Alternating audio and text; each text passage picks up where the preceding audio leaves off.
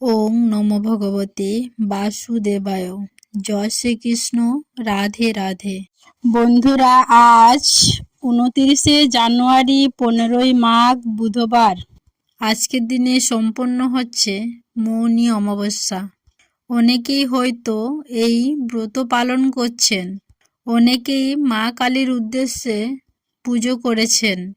বন্ধুরা, আজ এই মৌনী অমাবস্যার দিন আপনি ব্রত পালন করুন আর নাই করুন, যদি আজকের দিনে আপনি এই মৌনী অমাবস্যার ব্রত কথাটি শ্রবণ করে আপনার যিনি ইষ্টদেব বা দেবী, যাকে আপনি মনে প্রাণে বিশ্বাস করেন, তার উদ্দেশ্যে একটি প্রদীপ ও একটি যে কোনো প্রকার ফল নিবেদন করবেন, তাতেও এই ব্রতের পূর্ণ ফল অনেকাংশেই লাভ করা যায়। মৌনী অমাবস্যার ব্রত পালন করলে কি হয় এবং কিভাবে এই ব্রত পালন করতে হয়, এই সম্বন্ধে একটি ভিডিও এই চ্যানেলে দেওয়া রয়েছে। যদি আপনি চান তাহলে দেখে নিতে পারেন। বন্ধুরা, আজ এই ভিডিওর মাধ্যমে আমি ব্যক্ত করব মৌনী অমাবস্যার ব্রত কথা। আশা করছি দর্শক বন্ধুরা এই মৌনী অমাবস্যার ব্রত কথাটি শ্রবণ করে আপনাদের ভালো লাগবে। শুরু করছি মাঘ মাসের মৌনী অমাবস্যার ব্রত কথা। জয় মা কালী। এক গ্রামে এক বিধবা ব্রাহ্মণী ও এক গোয়ালিনী বাস করত। তাদের দুজনের মধ্যে খুব ভাব থাকায় তাই তারা সই পাতিয়েছিল। তারা একজন অন্যজনকে ছেড়ে থাকতে পারত না। গোয়ালিনী ধন ঐশ্বর্য স্বামী পুত্র নিয়ে খুব সুখে ছিল। ব্রাহ্মণীর ছিল কেবল মাত্র একটি মেয়ে। স্বামী পুত্র ধন ঐশ্বর্য তার কিছুই ছিল না। একদিন একজন ভিক্ষুক ব্রাহ্মণীর বাড়িতে ভিক্ষা চাইতে এলো। ব্রাহ্মণীর মেয়েটি তাকে ভিক্ষা দিতে গেল। ভিক্ষা দেওয়া মাত্রই সেই ভিক্ষুকটি বলল, আহা, এমন কন্যার অদৃষ্টে বৈধব্য যন্ত্রণা। এই কথা বলে সেই ভিক্ষুকটি চলে গেল। মেয়েটি তার মায়ের কাছে এসে বলল, মা, ভিক্ষুকটি কি বলে গেল? আমি তো কিছুই বুঝতে পারলাম না।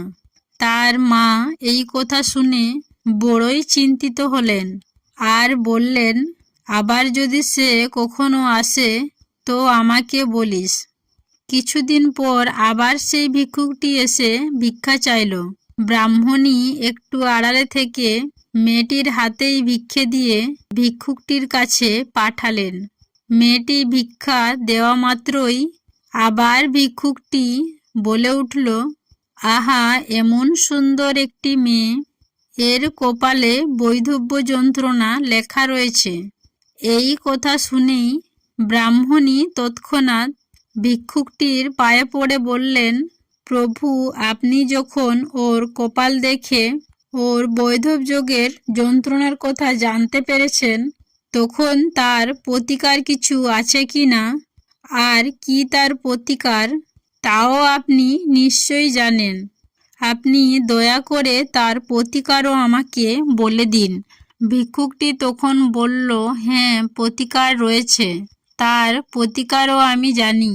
যদি কারো কাছ থেকে মৌনী অমাবস্যার ফল পাওয়া যায় আর সে সেই ফল যদি দান করে থাকে, তাহলে ওর স্বামীকে সেই ফল উৎসর্গ করলে ওর মরা স্বামী বেঁচে উঠবে। তবে তার একটা বিপদ আছে, সেই ফল যে দান করবে তার কিন্তু অমঙ্গল হবে।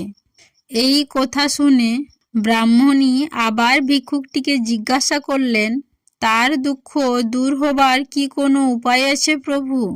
তখন ভিক্ষুকটি বলল, ওই যে গায়ের ধারে একটা কুটে রুগী পড়ে আছে, যদি তার মাথায় এক ভাঁড় দই ঢেলে দিয়ে জিভ দিয়ে চেটে সেই দই তুলে নিতে পারেন, তাহলে তার সব অমঙ্গল কেটে যাবে। তার আবার ধন ঐশ্বর্য স্বামী পুত্র লাভ হবে। এই কথা শুনে ব্রাহ্মণী মনে মনে ভাবলেন, আমার গোয়ালিনী এই মৌনী অমাবস্যার ব্রত পালন করেছে, তাকে সন্তুষ্ট করতে পারলে আমার মেয়ের মঙ্গল হবে। এই ভেবে রোজ ভোরের বেলায় সইয়ের বাড়িতে গিয়ে তাদের ঘর দোর সব পরিষ্কার করে আসে। গোয়ালিনী মনে মনে ভাবে যে রোজ আমার ঘরদোর কে পরিষ্কার করে যায়, আজ আমাকে লুকিয়ে দেখতে হবে। ব্রাহ্মণী যখন ভোরের বেলায় ঘরদোর পরিষ্কার করছে, এমন সময় গোয়ালিনী ব্রাহ্মণীকে ধরে বলল, এ কি সই, তুমি এরকম করছো কেন? এই কথা শুনে ব্রাহ্মণী কাঁদতে কাঁদতে বললেন, আমার একটি বিপদ থেকে তোমায় রক্ষা করতে হবে। তোমার মনতুষ্টির জন্য রোজ এই রকম করি, আর চিরকাল তোমার হুকুমে চলব। আমার মেয়ে বিবাহের রাত্রেই বিধবা হবে। তুমি যদি অনুগ্রহ করে তোমার মৌনী অমাবস্যার ফল আমার কন্যাকে দান করো, তবে আমার জামাই আবার বেঁচে উঠবে। গোয়ালিনী এই কথা শুনে বলল, এ কি বলছো সই? কেন দেব না? তোমার মেয়ে আর আমার মেয়ে কি তফাৎ? আমি তো একই চোখেই দেখি। গোয়ালিনী রাজি হলো। কিছুদিন পরে ব্রাহ্মণের মেয়ের বিয়ে দিলেন। বিয়ের রাতে বর যখন বাসর ঘরে বসে বেশ গল্পগুজব করছে, এমন সময় হঠাৎ সে ঢলে পড়ল। সঙ্গে সঙ্গে সে মারা গেল। বাড়িতে তখন সবাই কান্না করছে। ব্রাহ্মণী এর প্রতিকারের কথা আগেই জেনে রেখেছিল, আর সে তখন ছুটে গেল গোয়ালিনীর বাড়ি। গোয়ালিনীর কাছ থেকে মৌনী অমাবস্যার ফল চেয়ে নিয়ে এসে জামাইয়ের মুখে ছোঁয়ালো। সঙ্গে সঙ্গে জামাই বেঁচে উঠল। পরের দিন গোয়ালিনী কাঁদতে কাঁদতে ব্রাহ্মণের কাছে ছুটে এসে বলল, আমার ছেলেমেয়েরা সবাই মরে পড়ে আছে, এখন কি হবে আমার? তুমি যেমন করে পারো আমায় রক্ষা করো। ব্রাহ্মণী তাকে বলল, তুমি কোনো ভয় করো না। ব্রাহ্মণী তাকে সান্ত্বনা দিয়ে তখনই একটি ভাঁড় দই নিয়ে গোয়ালিনীকে সঙ্গে করে গায়ের ধারে সেই কুটে রোগীর কাছে গিয়ে সমস্ত দই তার মাথায় ঢেলে দিল এবং গোয়ালিনীকে বলল, এখন তুমি সমস্ত দইটা জিভ দিয়ে চেটে তুলে নাও। তখন গোয়ালিনী কোনো কিছু না মনে করে, তার বিন্দুমাত্র ঘৃণা না করে সমস্ত দইটা জিভ দিয়ে চেটে তুলে নিল। সঙ্গে সঙ্গে কুটের রোগ সেরে সে সুস্থ হয়ে উঠল। কুটে তখন বলল, আমি তোমাদের একাগ্রতা ও বারব্রতে ধর্মে বিশ্বাস রয়েছে কিনা তা দেখবার জন্য এই রকম ছলনা করে বসে রয়েছি। তোমাদের ভক্তি কতদূর তা আমি পরীক্ষা করছিলাম।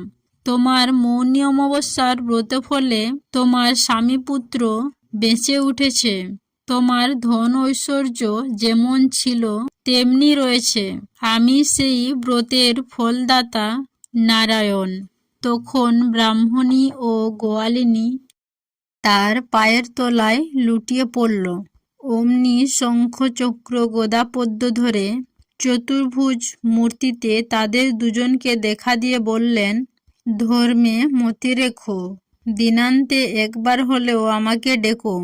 এই বলে তিনি অন্তর্হিত হলেন।